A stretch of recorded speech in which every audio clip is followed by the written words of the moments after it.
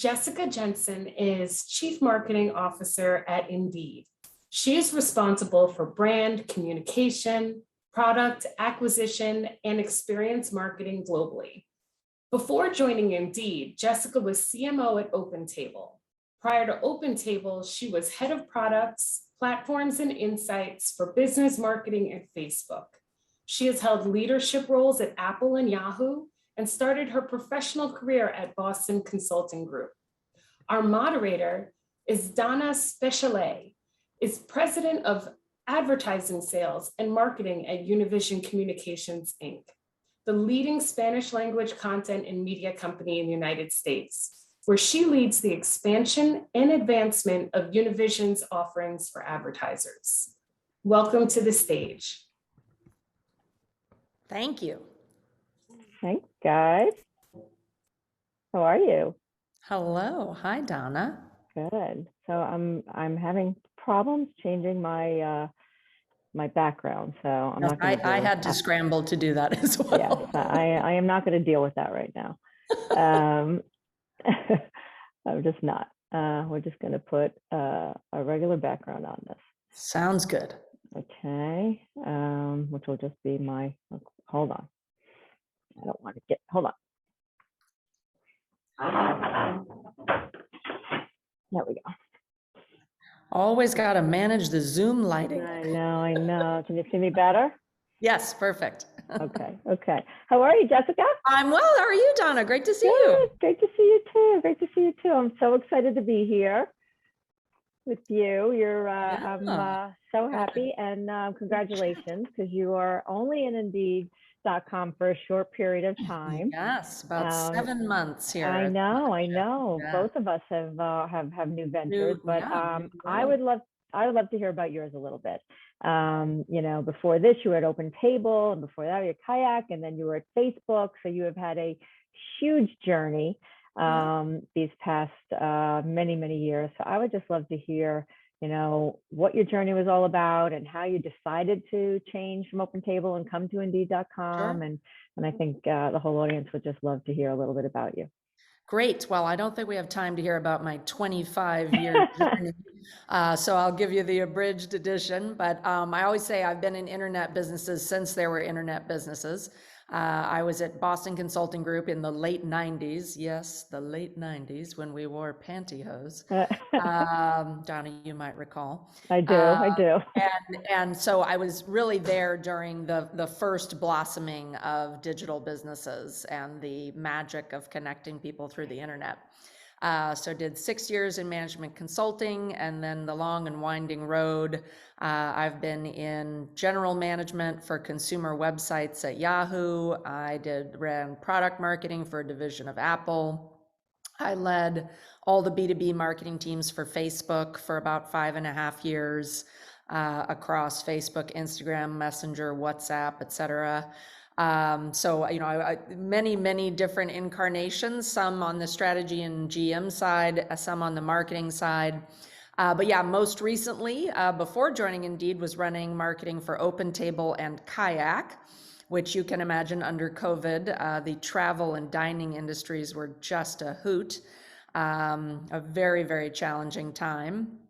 And at the end of 2020, basically decided that those businesses were in a very different economic state than they had been previously, and they probably didn't need a CMO for the scale at that time. So I was very fortunate that Indeed came a-calling.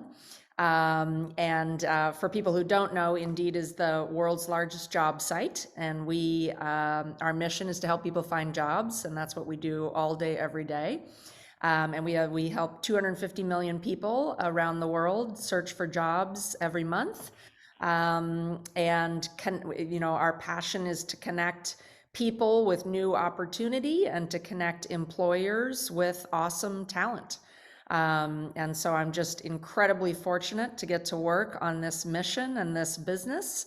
And it's a fusion of B2C marketing and B2B. And the whole kit and caboodle, including internal comms, external comms, brand, creative, performance, everything. And I'm just tickled pink to be doing it. And it's an awesome group of people. So having the time of my life. That's great. That's great. Indeed started, I think, in 2004, right? And it's now 60 countries and 28 languages, which is just an incredible stat. But tell us a little bit of what Indeed went through actually also during COVID, because obviously it hit the entire country, right? And jobs were definitely, a lot of unemployment happening, unfortunately. So I'm sure, Indeed.com was definitely an area that people were looking at to kind of get back into the swing of things. So I'd love to learn, like, what did you guys do during COVID and what were some of your learnings? Well, I mean, I think it's been a long, strange trip for all of us in business. But certainly, initially with COVID, businesses, restaurants closing down, lots of businesses shutting down. We thought, for sure that, our business was going to go, through the floor. And so we started, scaling back marketing and a lot of things very heavily. But then quickly it became apparent that there were going to be radical differences in how the market evolved. And right, like e-commerce explodes. And so shipping and warehousing and trucking are now giant growth labor markets. Healthcare on fire, restaurant hiring, super huge drop off. So we had to be very agile and make a lot of changes to our platform and our marketing to respond. I would say at the platform level, the biggest thing we did was move very rapidly to virtual interviewing, video interviewing, and really created very rapidly a bespoke, customized video interview platform that we then could, directly interlink with employer postings and employer needs for talent. And we used to do a lot of offline hiring events where we would bring, a big job search fair for nurses in Nashville or, salespeople in New Jersey. We had to move all of that to virtual. So we had virtual hiring fairs across the country with thousands of employers joining us. And we play the role of, connecting with job seekers and searching and scanning their resumes and their qualifications, and then matching them to employers and getting them into that automated, fast interviewing loop. So that was a major transition for us. We also added features for job seekers so that you could find, remote jobs, because suddenly people were, be able to consider entire new careers or fields of work that they couldn't have done unless it was remote. So, we're still flexing and figuring things out, and labor constraints are still a really huge problem for the industry. And so we're, constantly digging in new nooks and crannies to find relevant job seekers and to enable them to connect with employers. How are you, currently we know that there's a lot of conversations about what's going on in the retail space and the service industry with obviously, all the shipping isn't happening on time. So are people looking for you for help to find people? Absolutely. There's just, you cannot find the workforce right now. No, exactly. Like warehousing, trucking, shipping, restaurant, hospitality, nursing. These are just areas where businesses are dying to find talent. And so we have a couple of features on our platforms. We obviously do specific marketing outreach to job seekers in those areas to try to inform them of the opportunities that are available to them. But then we also have for employers and for businesses the ability to, we have a thing called instant match and invite to apply.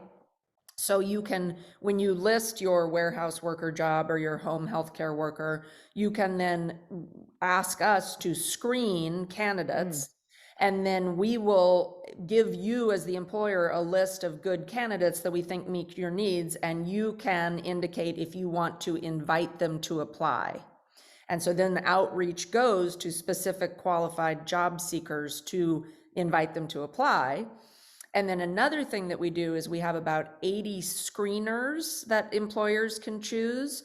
So if you need special trucking license, or social media marketing experience, or a huge range of different assessments that we can give candidates online in order to pre-qualify them for jobs. Got it. So we started partnering together. Yes, thank you very much. Just about a year ago. Yes. But if you think about it, you've been around since 2004, and we've started really doing business 2020. So what do you think was the aha moment after 15 years of, probably not thinking about the Hispanic audience? What changed? Like, what was the aha moment and we're thrilled, trust me, and I love the work that we're doing. Yeah. But I want to learn, because there are a lot of marketers that don't tap into the Hispanic audience, that just don't realize that it's a business imperative. What changed for Indeed.com to realize that the Hispanic audience was really important? Yeah, I don't think we realized it that recently. I think we've had various forms of outreach and like Spanish language content for job seekers, but I think you're right that, there's 60 million Hispanics in the United States. It's larger than most countries. Correct. You cannot ignore this audience, and you must be deeply, deeply knowledgeable in the nuances of that audience, which are, as you know, wide and varied. So we did a lot of new research around Hispanic job seekers and also Hispanic small business owners to really understand, how did they think about jobs? How did they think about the job search process? How did they view our products and our offering? And then also working with you and your team on, what are the best ways to reach Spanish language Hispanics, English speaking Hispanics, different communities within the Hispanic audience. And so we have built, unique creative teams and efforts, writers, producers, video, original Spanish language advertising. So really trying to beef up our knowledge of the market, and then making the right messages and content and advertising for those consumers, who, 60 million people, they're certainly not all the same. And I'll just share two, I think, fascinating anecdotes from our research that you probably know. Hispanic small business owners had a perception that Indeed was only for high level or, white collar jobs, which is not true. We have everything under the sun. We have CEOs, CFOs, truck drivers, nurses, a very, very wide array of jobs. So that was a perception of SMBs that we needed to try to adjust. And then Hispanic job seekers often have a view that jobs that are listed in Spanish, written in Spanish, are lower quality or lower paid. So a lot of Hispanic job seekers are interested in learning about markets or opportunities in Spanish, but if they see a job listing in Spanish, they might view it as lower quality. So these are just some of the nuances, right, that we have to, as marketers, that we have to understand and adjust our messaging and our approach for. And Univision has been an awesome partner to us in getting serious about the Hispanic market, and that'll be a journey that we're on for years. Yeah, when we talk to a lot of marketers, a lot of it is, being in culture and in language is definitely imperative, but there's also a lot of nuances to that. Oh yeah. It's not a one size fits all to every marketer, and we literally have to go brand by brand, client by client, because you can't necessarily apply everything to every single marketer, because it is unique. And I think you've seen, which I love, is that you can't just put Hispanics in one big bucket. There's different cultures, different ethnicities that we have Black Hispanics. I mean, we have it the same. We have diversity within our own diverse That's right. segmentation. And Hispanics which, in California and Texas exactly, and New York exactly. and Florida are very different groups of people. Yeah. Yeah. So I'm loving our partnership, and I think we have so much more to do together, which Yeah, I'm absolutely. really excited about. Totally agree. What's your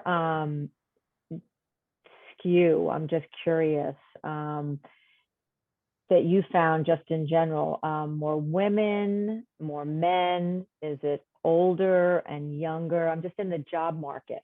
I know in our our industry, we are finding major problems in trying to hold on to that middle level supervisor. Agencies are talking about can't holding on to people. Everybody, do you see differences between gender and age groups? For sure. Yeah. Yeah. So as you have probably seen reported in the media, the step back of women from the job market during COVID has been monumental and horrible. And that's attributable to a lot of things, but lack of childcare, fear of COVID infection for families, and then real economic trade-offs of women in their lives. And are they willing to work for lower wages, or is it better for them to, if they're in a marriage or a partnership, is it better to use one person's income and have somebody stay home with kids?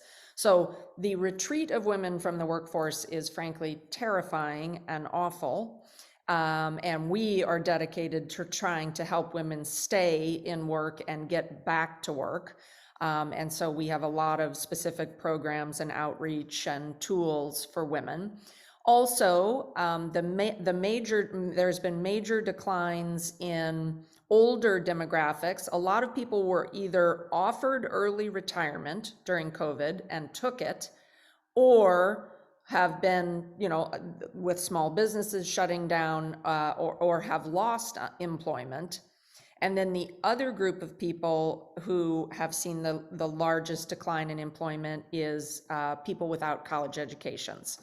And that is in some regards tied to the decline of hospitality and restaurant and some other labor issues in some of those markets. So it's definitely not one size fits all. But if I was going to say, two areas of alarm and concern would be women in the workforce and people without college degrees. And so we have got to find ways to help them engage and get employed. And that's what we focus on every day. How many different, now I'm thinking creative executions, right? Because you cannot, I'm just thinking about what you just said. You cannot be talking to the same person in the same messaging. I'm thinking in culture and language, but then I'm thinking across the board, right? Because it has to be consistent. How many versions of creative messaging do you create? Well, it's kind of mind-blowing, right? Because we're also global, right? So we're doing, in the US, we're doing Hispanic, veteran, African-American, LGBTQ women, and then of course, industry specific, nursing, warehousing, trucking, et cetera, et cetera. So all of those messages and creative executions are different. And we're doing SMB and enterprise and job seeker. And then add Germany, Japan, Mexico. Our creative team is nimble and rich, and we have a lot of great partners, but it's a lot to manage. It is a lot. So how do you determine, Jessica, obviously, your budgets are not endless, right? Nope. We all have constraints. That's right. How have you determined how your funds are, spread across all those different entities of, you want to be holistic across the board, right? You look at the country holistically, whatever, but then you have all that. So how are you determining how your money is spent across all the different segments? So I would say, on the job seeker side, we are looking at, we're always trying to match job seekers and employers, right? We're a two-sided marketplace. So we are looking at what are the roles that employers need to fill, in what industries and of what types, and how do we get the most job seekers engaged and available for those types of roles. So we prioritize investment based on size of employer demand, growth rates of employer demand for labor, et cetera, and then also availability of labor supply. So always trying to do that matching. And then, of course, we have social goals and commitments that we have made to, people may not be familiar, Indeed has come out and said we will get 100 million people jobs by 2030. 30 million of those people will face barriers to unemployment. That can be economic, that can be race, that can be gender, that can be veteran status, et cetera. So at the same time that we are constantly trying to market to match employer demand with labor supply, we are also investing in people without college degrees, veterans, African Americans, different social groups in order to drive their engagement with jobs and finding new opportunities. So it's a complex matrix. And then of course you layer the geography aspect over the top of that. I sometimes say we use an X, Y, and Z axis in our planning, but it's fun and exciting, and we're fortunate. We are a high growth company, and so we have more resources than the average bear to invest. Do employers come to you for guidance and advice on how to attract? Definitely, yes. So we have small business clients and enterprise clients. Right. And with small business clients, we are constantly producing, we produce job templates that they can copy and use for jobs. We're giving them advice and information on how to do outreach and engage candidates in a meaningful way, how to do interview follow-up. So we have like incredible educational resources for small businesses to help them be successful in hiring. Yeah.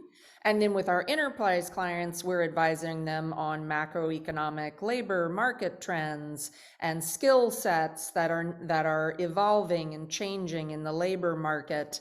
So yes, a very consultative relationship with our enterprise clients. That's great. That's amazing. I just, career development is so near and dear to my heart. I think it's really important. Does Indeed.com do things with, I'm concerned about the college grads coming out of school now with everything that's going on, and obviously COVID, they've been in college, they've been virtually learning, they haven't been able to have like the internships that, yep. We got to have, or now they're virtual internships, which again, you don't have all your connections. Are you doing anything in that space? We do a number of university partnerships, and we're actually expanding our university partnership program for next year. And then we partner with a number of like veteran groups to help them get their people skilled up and resumes ready and trained to interview. We have a huge partnership with Goodwill, in which we help Goodwill Industries helps people back into the workforce, and Indeed is the partner to Goodwill on helping support those people in their job search. We just launched a major partnership with Open Table for the restaurant industry, in which we're helping restaurants do outreach to potential job seekers and set up events, hiring events. So we have many, many partnerships with organizations that are either focused on industries or focused on certain social groups to try to help them, reimagine careers or start careers or just get smarter about how to navigate the job search process. That's great. I saw we have a 5-minute warning, but I want to look. There was a question in the Q&A that I want to bring it up. Yeah, it was interesting. Question is to you. I'd love to hear you discuss how Indeed is handling the industry drive to make salaries more public. It's not exactly marketing related, but are you doing anything to help obviously level the playing field and salaries making public? That's a good question. Yep. So we actually have salary reports and benchmarks on our website. So please go check them out. We love them, and we think it is a key way to level playing fields and help job seekers get paid what they deserve. We also, our sister company is Glassdoor, and Glassdoor is also fantastic for company reviews and ratings. They also have an offer assessment tool. So you can go on Glassdoor and put in, okay, for this role of this size in this location, I got a base offer of this, a bonus of this, stock of this. Tell me if this is in range or out of range. So we are totally dedicated to salary transparency, and are trying to provide as many tools and as much data to both job seekers and employers, because we really believe transparency is the solution to people, finding new opportunity and knowing what their worth is, and also for companies to be competitive in hiring. Got it. Okay. This is interesting. Can you go into a bit more detail on how marketing plays a role in hiring? Oh my gosh, so many. I know that's Yeah. we need an hour for that. I think they mean hiring in the outside world of Indeed. Yeah. So, I mean, my team is responsible for all of the search marketing, all of the SEO, all of the job seeker career education, content development, social marketing, TV, radio, partnerships. So, I mean, we have an octopus of channels, content development, media partnerships around the world. So, I mean, there's not a single pot of humans that we don't dig in, looking for amazing people to help show them the way to new opportunities and connect them to employers. So we are active in many different ways. That's great. So one last thing that we are obviously, women in marketing. That's what we're talking about here is the center of what we're doing. But so before we go, think of some parting words, because you did say obviously the women's workforce is, depleting, which is just something that you and I, we don't want to see that happen, because I do believe that, women should definitely continue, and we got to figure it out. But what are some words of advice that you would have for women marketers, today? Well, I would say I have this advice for all marketers, which is get down with math. A lot of people in marketing come up through creative ranks or brand ways, and increasingly marketing is both about conveying a brand and driving business growth and ROI. So all marketers need to be fluent in business math and making the case for why the marketing you're doing is so critical and drives the business. Then for women specifically, I would say take care of each other, pull each other up, and be brave. I know so many women in business who have stayed in jobs way too long, working for bosses that don't support them, in companies that don't appreciate them and don't compensate them well. So ask for the money you deserve, get a boss who will support your growth. And if you're not with the right group of people, find the new place. I love that. I love that. I think I know how many women do I know who's like, I have been at company X for 7 years. I've gotten one raise. My boss is a jerk. Like, you don't deserve that. Yeah. Just find the right place. You deserve to work with awesome people in a place that appreciates you. I love that. And, it's interesting to me that you're telling me that the women are actually pulling back since COVID, because I see it somewhat as a little bit of a silver lining, because, we now, men or women, I don't think it has to just be women, but, now I think there are, balance can happen. And you don't have to be 5 days a week at the office.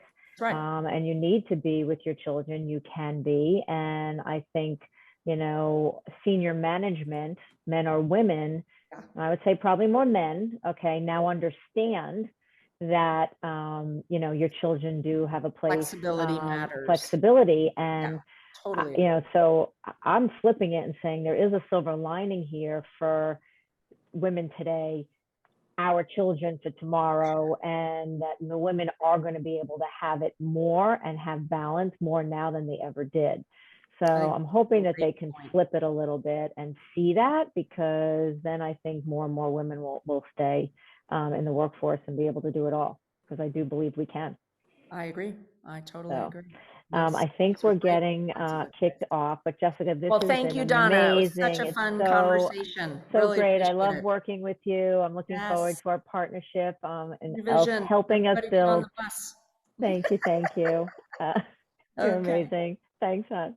Take care. Thank you, Jessica. Thank you, Donna, for closing out our day.